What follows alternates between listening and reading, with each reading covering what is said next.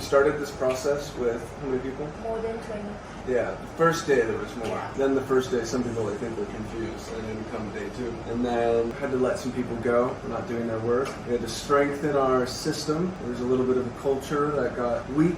So we got the bad eggs out. This is what happens with any good boot camp. Any boot camp which starts with a bunch of people and has the same amount of people wasn't a good boot camp. You know, they didn't test people. They didn't try to find powerful people who learn and grow. So that's cool. And I think now, one new hack that I just got, which is really insane. You guys are familiar with GIFs? You know, like the little animations you use when you're texting? I just figured out how to hack that completely. So I've been doing this as like a service a little bit for companies. I sell it. They get views on GIFs. They pay me based on how many views they get. If I get them 1 million views, they pay $500 for that. Then we decided to test. This is so funny.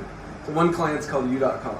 You've probably seen my shirt. I have one that's U.com shirt. We were testing on it. Can we just rank these GIFs on different search terms? Can we do SEO? You type in KFC on Giphy right now. U.com is the #1 GIF. It's just like for KFC. But that is just because the developer who I put on it is a little, he's definitely on the spectrum. He likes to have a little fun. He's trying to rank now of GIF of me eating KFC #1 when you search KFC. And he will do it. I will be the #1 person when you type in KFC. It will be me eating KFC. Now this is something which is really interesting because when you're at the top of any of these ranks, it gets millions of views every single day for each thing. Giphy has 10% of the search volume of Google itself. It's technically the largest social media platform. And now we can be the most famous GIF on any search term in the world. It's kind of powerful. It's very powerful, in fact. So what I want to do is enact phase 2. I have been planning this for a little bit, for a long time, and things are starting to take shape well. So here's where we're going. This Viral University stuff we've been testing, I sort of call story hacking, okay? So this is on mymainquest.com for any people out there who just want to go get the full inside scoop. But basically the idea is a good story with a relentless storyteller will eventually reach its target. If you are on the internet today, you can make engaging content and you have a cool enough story and you do it every day, you make a new update, then you will eventually get there. You might need to make a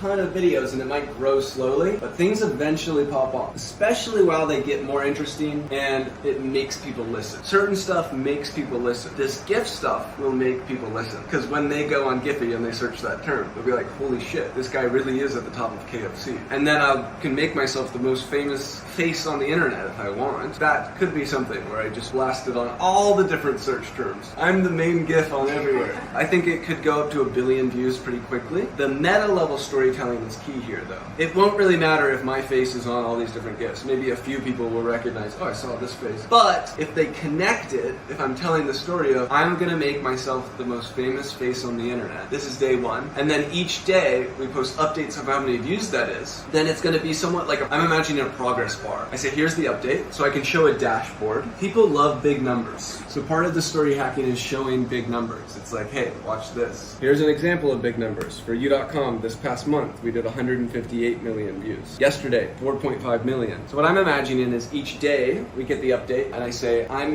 this team is helping me make GIFs of me until we get 8 billion views, 1 for every person on the planet. And then we have a progress bar. And each day we say plus 4.5 million. And it sort of goes into the progress bar. And so this thing itself becomes this very compounding thing where more people watch it, more people look up the GIFs. We then each video ask people, here's the new GIF today, go share it with your friends. We make funny GIFs. We take the top rank on #meme. We make the moon party memes heavy because that one's one of the more fun ones of like, we're throwing a party on the moon. First we're gonna let everyone know about it. And that kickstarts the YouTube journey extra hard. So, and then obviously the rabbit hole goes much deeper with the stuff we're working on with the AI stuff. I see that you are now not doing work and you're listening to me talk about this stuff because see, we already have a new follower for the Giphy story. Just like that. So that is part of what I was sort of already planning. I wrote about it here. Let me show you. What no one has done. This story hacking, a lot of people have done. In fact, someone did it and in 66 days after day 1 of trying to give Elon Musk a hug, they started going mad viral. 7 million views, 6 million views, 5 million views on YouTube Shorts until the day they gave him a hug. Now after that, then they went 600k views, 100k views, 50k views. Once the challenge was over, it died. Because everyone's story hacking, they hit their flag post and the story's over. Which is why I thought to myself, let me build not just a story that leads to one flagpole, but a bunch of different flags. So stories that lead to one much bigger story. So first, I fly to India. That story's already done. Next, hire a videographer. That flag we can make green now. Next, rent a school as a startup for Creators Headquarters. That didn't end up happening. I ended up partnering with Polite College. So that flagpole's basically done. Meet Beer Biceps, the Mr. Beast of India. That one we still need to do. Bring 1 billion views to our ecosystem through Giphy. This is our flagpole now. This is where we can start the story hacking. And this alone, we can also start making videos for these other ones. This is day one of creating the most viral university in the world. We're doing that. That's in progress. Create the most viral app in the world. Those apps are on the store. They're getting more downloads. Oh, I actually have a call today with let me check what time that call's at. Don't want to miss this one. Guy running one of the biggest non-profits for, what's tomorrow? Mark Fadal, CEO of, email here is AI for Forensics. Similar to Humane Tech, but basically on creating good algorithms for the world, how misaligned algorithms are really one of the biggest problems we have. If you really think of humanity in general as its own organism, which it is, we're all cells in a bigger organism, just like we're made up of cells which play their different parts and roles. Media, social media specifically, is like the nervous system. It signals to our global body on how things are running, because it's information, which is how we change our identity, which is our cell function. What are we doing? How do we think about the world? How do we think about other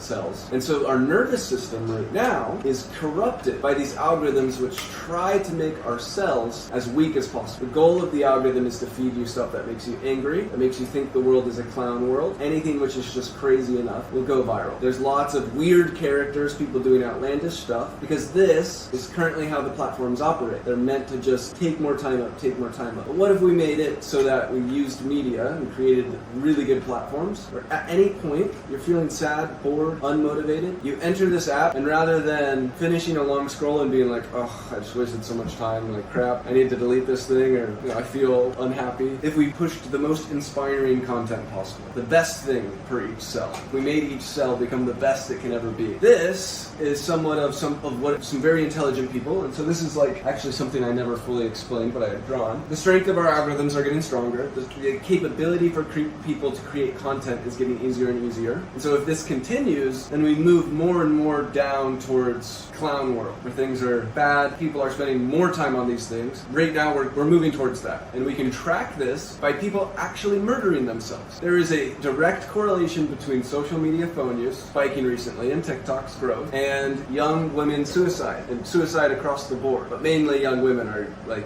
that stat's like 800% up. 8 times as many suicides as all of the suicides that have been happening. And the really core cause is obvious when you look into the data. And it's obvious when you think about what's the goal of the algorithm. How is this, affecting someone's individual capability to feel connected to society. We're way more connected today, but we're way more disconnected. And that's because we're showing off the wrong things. We're platforming the clowns. We're platforming the bad discussions. Twitter, for example, is more likely to push controversial takes, rabbit holes, conspiracy theories, because this is what's going to get someone to stay on their phone and give up their dreams, because it's hacking their mind. It's hacking the bottom of our brainstem. We evolved in a totally different environment. So hopefully we can make the switch. And that's why this story, wow, we're throwing a party on the moon. Part of it is just we need to make sure humanity doesn't fail. Lots of civilizations have fallen. Now the world is basically one bigger civilization because we're finally all interconnected. And there's lots of talk about how there's a super intelligence coming. If you watch Terminator or any of these AI shows, lots of them show how, well, when you create a super intelligent being, something which is far smarter than humans, which is happening across the board through more and more different things. We've continued to say, oh, AI will never beat someone at chess. Now Othello was the next thing, which is a very hard Chinese game. Destroyed someone 2 years later. And then people were like, oh, well, it'll never do art. It'll never be able to create poems. This creative human aspect it'll never do. Well, what just happened this year, and what is continuing to happen? People are waking up to the fact that, yes, we are creating something more intelligent than us. And one of the biggest world problems being discussed is called AI alignment. While I'm talking about this stuff, by the way, let me know if anything doesn't register or you have a question, because I have thought about this stuff so much. Sometimes I miss when, I go quick over something and it was like, oh wait, like what was that? So this problem of when we create a very, very intelligent thing and we give it a goal, and that goal being misaligned with human interests is one of the things where there's tons and tons of money going to AI safety, AI research. How do we align a super intelligence to humans? Because if it has any goal, and it's really, really good at that goal, few goals maintain where a human exists. Say we say, oh, we want you to maximize the amount of positive life experience there is. It might just merge matter into perfect biological dopamine receptors. That would be the maximal way of doing it. There's a funny one which is like, you give a super intelligence the goal of, hey, make me as many paper clips as you can. And then the universe gets turned into paper clips. You know, the planet gets turned into paper clips, we all get turned into paper clips. And so some of these are sci-fi, but also the thing that we need to think about is, well, we already have misaligned AI. That's the part which I'm not seeing enough in the discussion books, which is people are like, oh, in the future AI may affect humanity and control humanity a lot and change it. And it's like, I think we're actually not aware of how much it already has and has been, and how the fix, and even the best fix towards how do we create more AI safety researchers. Part of the discussion of AI safety is, why does the world not know about this? Why is everyone ignoring this and just wasting their time on these social media platforms? And it's like, because that's what they're designed to do. There's tens of billions of dollars with the smartest people in the world designing these algorithms to figure out how to maximize the amount of time that it can get you to stay on this thing. It is trying to script you. It is trying to see, it's creating a voodoo doll of you. Tens of thousands of data points on every single human exists. Understand what makes you tick and what will make you spend an extra 10 minutes, 20 minutes on this thing. And so part of what you can think about is, if that perfect video does come across your feed, people may share it a lot with people. I find some of the most motivating videos I've ever seen was shared directly with me, not something I scrolled to. And that makes sense, because if it's motivating enough, you'll actually leave the application. You'll actually go, wow, that was amazing. I'm gonna go chase my dreams and my goals. And so if the algorithm sees enough of these exits, it says, bad video, kill this video. This is causing my users to leave. They're not continuing to go down deeper rabbit holes. And so you just think of a spectrum. These AIs have been pushing us farther and farther down bad parts of the spectrum. So how do you create the opposite effect? It's something you're new to, but we've been working on them making some of the intro videos to these apps, which is, well, that exit function, that is the function we're looking for. Media is good. It's not like cigarettes where we should just ban it and then, there's nothing healthy to smoke. It's just like, just go back to breathing air. But in this case, media, sharing information, it's a vital part of humanity. So it does have a positive replacement. It does have an opposite. There is the best information in the world. There is the most motivating content in the world. And we have never, as a humanity, designed an algorithm or created a platform that optimizes towards that. We've never actually had our device, which is, the word structure of device is D, which is the denotion or destruction of something. Vice, which is things which control their attention, addictions. Now, the purpose of devices all of the past was to improve our life experience. And now they have become the vice. And so the goal is to turn it back into that thing that you can use as empowerment. And so I tested this, and this is what made me fully just like, wow, this is a really powerful mission that I can take. Was I made a new Instagram account. I only followed 30 different accounts, which were the best ever. It's called Vibey Guru. If anyone wants to go, just try following those accounts. And it actually changed my life completely. I deleted all my other things, but it still wasn't great because I'm only sourcing from 30 people. But it was just good enough that it made me completely change some of the way I was living my life. So it changed my energy, it changed my motivation. I could reach for my phone and get motivation and remind myself of positive things. And that was crazy. Although they would start feeding me other random stuff. I actually couldn't control it to only show me the people I'm following. And they designed it that way so that they could make it so that it maximizes your engagement time. So the apps that we have made are just that. What is the data point through which we can create the empowerment algorithm? It is the exit. It is the goal of getting someone inspired and off the app. So when a video does come across like that, that's why we have inside of these apps that small button, which says, I am inspired and I'm leaving, and it exits the app. Like, I watched a video. I will make it. My dream will become a reality. Yes, it will. I'm done.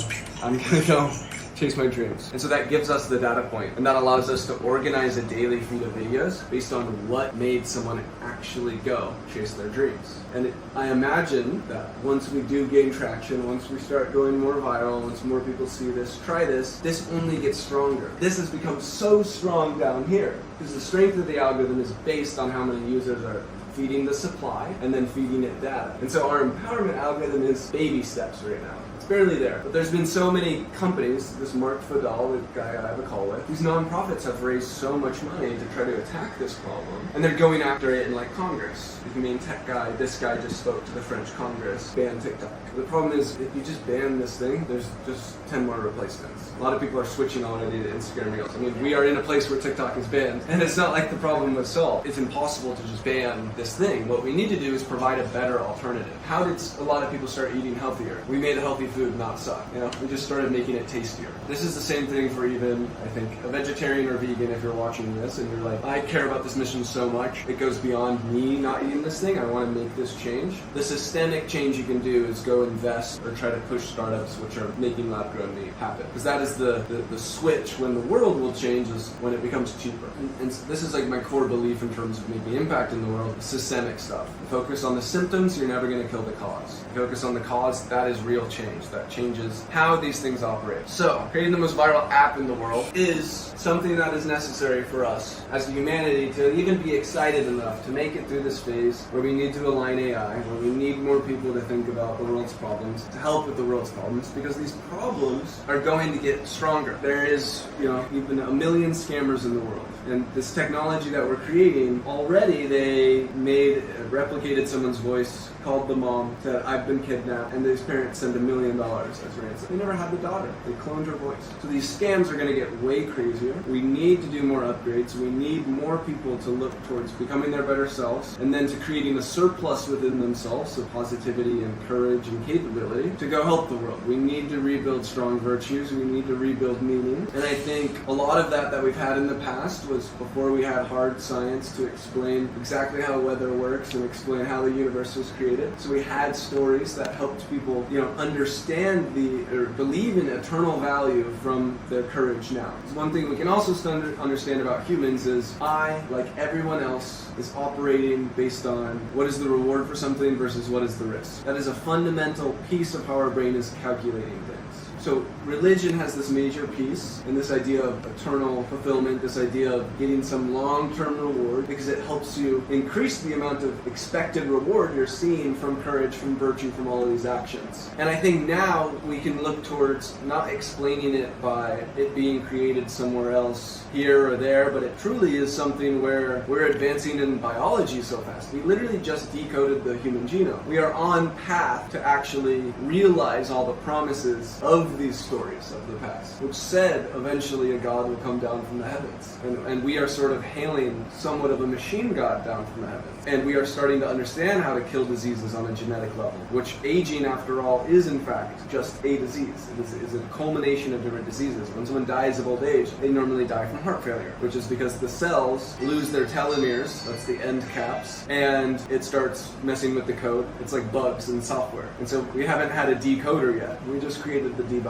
We just figured out what our code is. And now we're rapidly advancing there. This was 2002 when we first did the human genome. Tens of millions of dollars, years to do. I think over a decade actually. Now we can do it for $100 in like 30 minutes. So, and way more accurate. It actually wasn't, when they got that award, I think they got a Nobel Prize, it actually was like not that accurate. They had to overlap stuff. And it's only really valuable data if it's very accurate. If you have code for a software program and it's chopped and choppy, the software program, like, you can't even work with it. And at the end of the day, we are somewhat of an organism which has its own code. And so the reason why I think that's important for people to understand is because these promises of a very long life, you having karma, like the idea of karma, is now not fictional based on something that will potentially come based on this other story, but it's based on science. This is atheist proof, reason to believe in karma, to believe in a higher power, to believe in, great things happening from your actions or bad things happening from your actions. The thing that I said today on the checkerboard or the chessboard about the pawns at the end of the game become the kings of royalty. This has fundamentally shaped the way I can build more compassion within myself,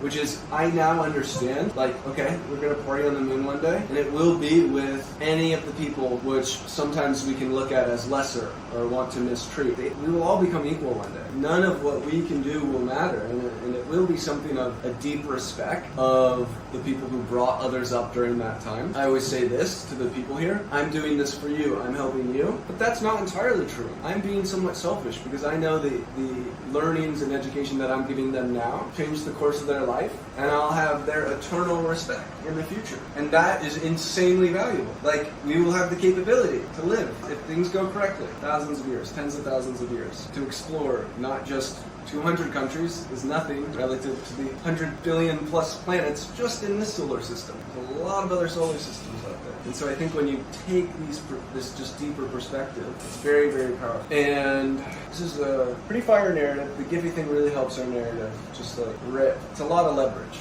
So what I was thinking in order to take advantage of this, to bring this back towards me asking who's still left here in the Biouniversity, what I'd like to do is double the stipend for whoever of the 6 that I mentioned is willing to stay, as like, okay, we're moving towards, hopefully you do well now, then at the end of the internship, they go do a job too, and have it be 12 to 8. Double stipend, double time. I want to start creating some of these videos of what I explained here. I guess this video we will use as the somewhat of a magnet onboarding sequence. One thing that I realized I needed to do better was, I wrote that like executive assistant form thing and said, hey, here's some cool YouTube videos to watch. Here's some of the stuff. I found myself repeating to people, yo, if you can find something on Google or you can get it done, even if it takes you 20 minutes, and it would take me only a couple minutes, do that thing. I do need to focus on the higher level stuff because I have a lot of other people to manage, and unless I focus on the highest level things, we fail. That's a part of it. We did that with the cash. Just figure it out. So the more that I think the expectations are set earlier on, and people can learn that, it saves a lot of time. And also I want to attract really cool people who see the bigger mission, who have the bigger perspective. This can do a good job. Vinayak, you already have other videos to edit. So one thing that I just taught Nikhil was using Intern Shala to do this recruiting stuff. I also showed him. We recorded these videos on Loom. I think one good thing that you could do is try being more content director style, where you can just do the first cut part, you can show people a sample, and you can organize the footage. And we can have remote other people who are like, this is crazy. We basically are do a mini create-a-thon for this is what Nikhil ended up setting up. So we made a group chat for India Creatives Opportunity, and we sent out the task to make videos and well, let me just go to the media tab. What we had people compete on was the ending of our first YouTube video.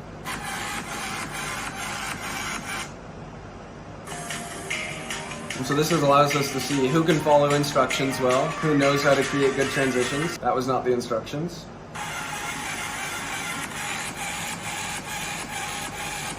This one was very well done. He's now the new intern in the YouTube chat. That's Archival. So we hired him. He's actually in 11th grade. So he'll be great long term, It's such a good way to hire, to just hit 500 people up and then pick the best 2. Like, you actually get someone really good. He's young. He's excited. I sent him the first other video to edit, the one of us talking in that room about this stuff. Because I want to make these sort of deeper conversations more engaging. Because it is something that's harder to listen to. You can get people to listen to by telling a cool enough narrative, going viral on other stuff. Then people are like, who is this guy? What are they really doing? This is kind of a longer format, like a podcast. Right. So that'd be great for you, and I want to have a great time telling the story. I'm very excited for these 2 friends to come in. I'll let you know, my goal is to get this Michael guy. So Nasser's here. Nasser's been working with me for 3 years. He's moving here. Michael, he's this hacker dude as well, who made this Calendly bot. It's a whole other thing, but we're going to be able to book meetings with some of the coolest people in the world automatically, just getting on our calendar. He built that. So that'll be part of the story. Talked with him. He's all, same perspective, same sort of vibe. I met him, and then he booked a ticket out here. We talked for like 2 hours, and then he's like, I'm going to come visit. So I definitely want to show him a very good time, continue the story, and I think he would be a long-term good member to have, just be a part of this thing. He has a really, really good job at an early startup, a Web3 company, one of the bigger ones. So he can still do that, but he doesn't have like a home base. So Michael, bro, we need your help setting up the party. We need you on the party planning committee. You bring very good skills. Should we make an intern Shala post saying party planning committee? And then we're like, I love throwing events. I did this event here. And we're like, it'll be a little bit of a different type of how we get there is a little different, You're gonna need like 2 million spaceships if you can make that happen. Probably you're going to want to work on an AGI system. That's what Vivek's got going on. We are going to help craft the super intelligence to help us throw the party. We need his help. It is going to be we are just creating the ultimate party planner. That's what we can call it rather than creating the super intelligence. No, we're not. We're not creating the super intelligence. We're just creating a really good party planner, guys. We just need help. We just need some help. Any questions, comments, concerns? Do we need to go to the hospital? Content creators will be the billionaires of the future. It's the evolution of social media. The first wave, hardware, jobs. Second wave, apps. The third wave, content creators. Billions of followers, trillions of dollars. Curating communities, attracting mass attention. Storytelling, baby. That's the culmination that Shamak didn't even put on here. It's basic human psychology. That's true, but the basic human psychology is following a cool story. And all of these creators, hopefully they eventually see the moon party, and then someone one-ups me and says, I'm throwing a party on Mars. Musk sort of is do that, but he does need to start a YouTube channel. I don't tune in for Musk's YouTube channel hardcore. Maybe he'll start one day. That would be legendary.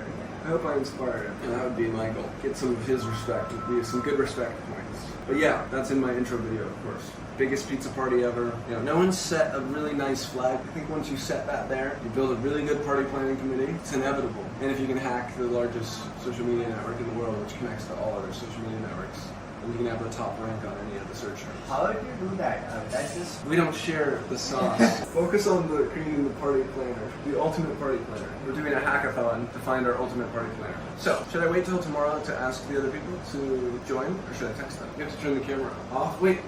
I always do need to figure out how to do exits. You got one? We will see you on the moon. Live long and prosper. No one's like co-opted this yet. This is from, you've seen Star Trek. Spock. Spock, yeah. How's this? It means live long and prosper. I've started to do it when so many people ask me for photos. I always do this in the photos now. It's unique, and it's a V. There's good vibes. Done?